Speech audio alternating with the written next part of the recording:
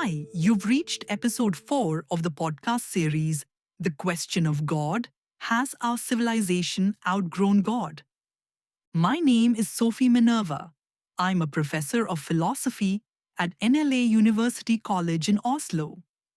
This podcast series is the result of a pedagogical experiment I conducted last year, and 12 episodes have been made. The recording you are listening to is from cafe conversations I had with 4 students about questions related to God during the winter and spring semesters. They represent different positions on the God question. Our starting point was the book Outgrowing God by the well-known atheist Richard Dawkins. The topic this time is what is known in philosophy as epistemology, or the study of knowledge. How can we gain knowledge about something? Is true knowledge even possible?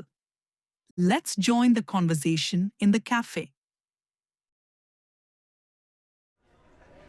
Welcome back. You seem to be ready? To start us off, I'd like to ask you, Hiromi, to briefly repeat your points about the first chapter of Outgrowing God. Yes, Professor Sophie, I can do that. I mentioned that Dawkins emphasizes the importance of... Excuse me, Hiromi, I think you need to come closer to the microphone. Yes, okay. He said that Dawkins emphasizes the importance of logical reasoning and good justifications for what we believe. For example, he says that if a belief is contradictory, then it cannot be true. I agree with that. And he says that if someone claims something, then they have to back it up with evidence. But as I pointed out, Dawkins himself doesn't follow his own rule very carefully. Why? Because he also makes a lot of claims that he fails to justify with evidence. Okay, thank you, Hiromi. And Douglas, you had a comment? Yeah, I pointed out last time that Dawkins isn't exactly known among atheists for being an astute philosopher, but he is good at popularizing things. I'll give him that. Thank you, Douglas. Okay, what I thought we should talk about this time is the next chapter in the Dawkins book. The topic is how we gain knowledge. How do we know things? This is fundamental to all the science that Dawkins is pointing to. So, is there anyone who would like to pick up that thread? Yes, Douglas? Well, I want to expand on what I said about Dawkins, if that's okay. Yes, Douglas, that's fine. First, Dawkins holds a philosophy of knowledge called scientism. Scientism is the belief that science is our only way of knowing anything. He divides all claims into 2 categories: blind faith and evidence-based belief. I have a quote here from his book, The Magic of Reality. The only good reason to believe that something exists is if there is real evidence that it does. It always comes back to our senses, one way or another, unquote. But there's a fatal weakness here that any philosopher would see. What do you mean? What's the problem? Well, Thomas, because it's a philosophical claim, it's not a scientific claim. I have another quote here. Christian Smith, writing about scientism, and I quote, that only empirical science gives us knowledge is not in itself a scientific claim, and will never ever be confirmed by empirical science. It is rather a philosophical assumption, unquote. In other words, scientism is self-contradictory. It takes a non-scientific starting point and then claims that only science can give us reliable knowledge. It's like calling someone on the phone just to tell them that you can't call them on the phone. Oh, dude, you're merciless. I'm not. Mercy has nothing to do with it. I agree. I think it's just about clear thinking. There are many things that exist but can't be proven scientifically in the way Dawkins demands. Okay, Astrid, like what?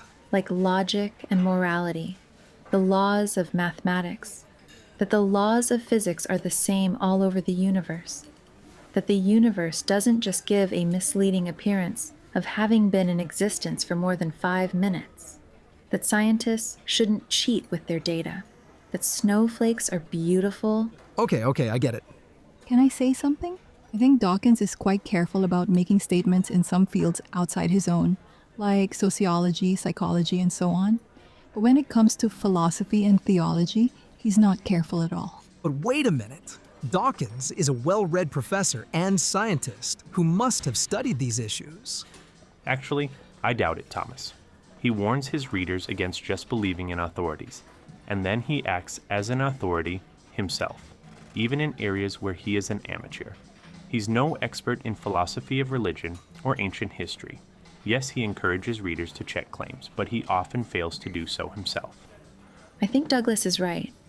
But on the positive side, I agree that statements about reality are either true or false. Yes, Astrid, and I also agree. Two statements that contradict each other cannot both be true. This is basic for all knowledge, I think.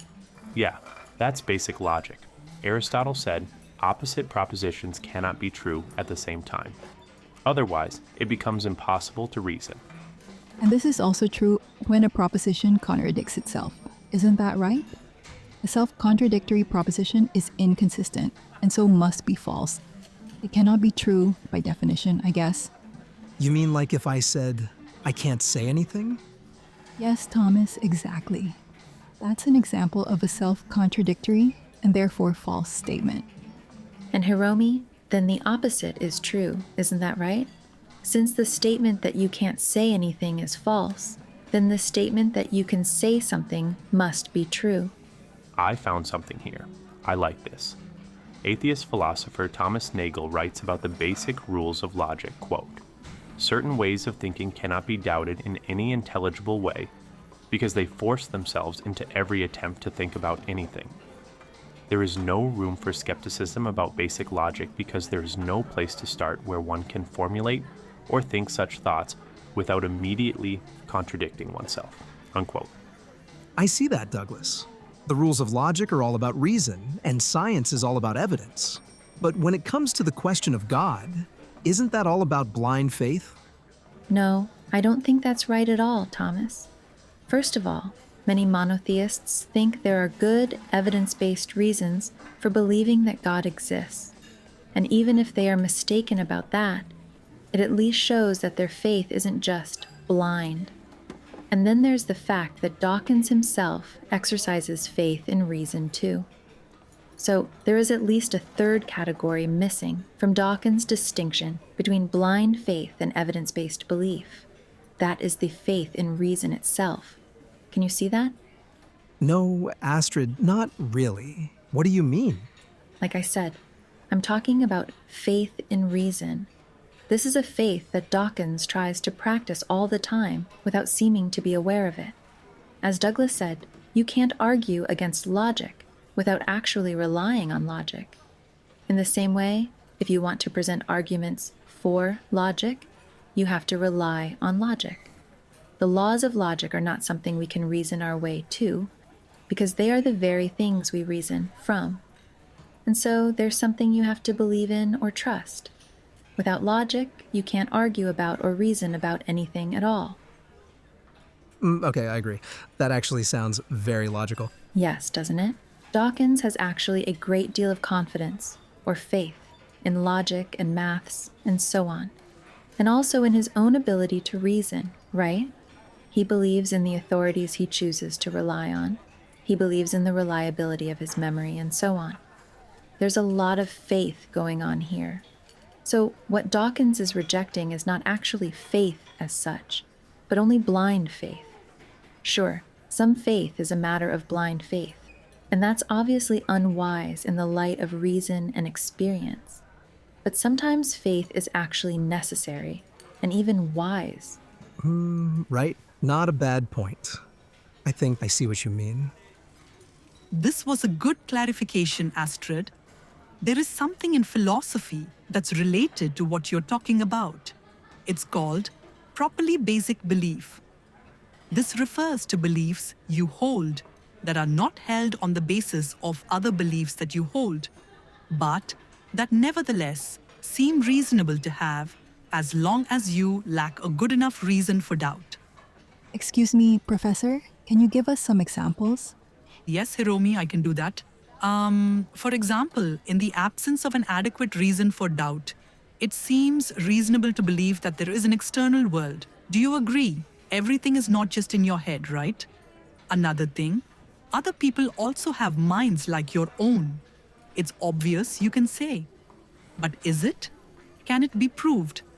Another thing, that our sensory impressions and memories are mostly reliable. Can you prove it? That other people are mostly honest. How can you know? And so on. Many people just take these things for granted without really thinking about them, yet it still seems reasonable to hold these beliefs, right? It is difficult to do without it. Do you agree? Yes, I agree. Some philosophers, like Alvin Plantinga, think belief in God can be a properly basic belief. That may very well be so, but belief in God would be properly basic, in a sense that still can be doubted if there's an adequate reason for doubt. In that sense, a properly basic belief in God is not like a belief you just can't do without, like belief in logic, but more like belief in the external world or other people's minds and the like. Was that helpful, Hiromi? Yes, it was. Thank you, Professor. Okay, we're going to wrap up there. Next time, we'll talk more about properly basic faith, enlightened faith, and blind faith in relation to knowledge. You can prepare by reading the next chapter in the book.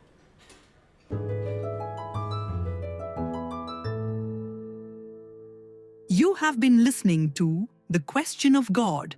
Has our civilization outgrown God? A 12-episode podcast series from Biocosmos Norway and Damaris Norway. You can find references and resources online. The script by Birger Elliott Benson and Peter S. Williams was adapted from parts of the book Outgrowing God, A Beginner's Guide to Richard Dawkins and the God Debate by Peter S. Williams, who also composed the music. All voices, including mine, were performed using AI. The sound editor was Birger Elliott Benson.